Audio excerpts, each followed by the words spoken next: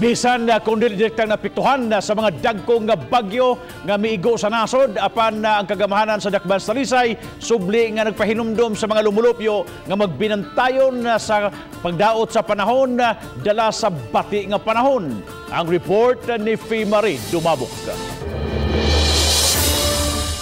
Ang Talisay City Disaster Risk Reduction and Management Officer inihimo na sa ilang pagpahinumdom sa mga Talisaynon aron kalikayan nga dunay makalas ning pag-usab-usab sa dagan sa panahon. Mas gitutukan kadtong mga nanimuyo sa kabaybayunan ug Daplin sa Kasapaan nga sagad apektado kun adunay bagyo o bisan simple lang nga kusog nga pag-ulan ug hangin.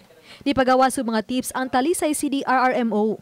Kini ang pipila sa tips sa mga Talisaynon kun dunay moigo nga kalamidad sama na lang sa bagyo.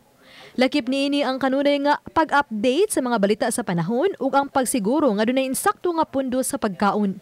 Saves lives yun. Evacuation is better than rescue. You don't wait for water to reach your houses. Evacuate na yun. So, ang ako lang ato, based ako ang gipang hatag nga tips nga everybody should know where to go to for the evacuation. Sagad nga problema kung adunay kusog nga paghangin ang mga matumbang kahoy ug manglupad nga mga sanga nga sagad magdala og kadaot. Public aning kahoy. If you have dagko nga mga kahoy sa inyong kabalayan, you trim it down ng iyahang kundi not to cut down trees but to trim it down nga dili siya bugat gani kanang dili siya mabugatan sa tubig o dili siya mabugatan sa hangin because inikabalian na disgrasya ang yung balay manghubag yun na. Uban ni Rinanti Quiñones. Ako si Marie Dumabok.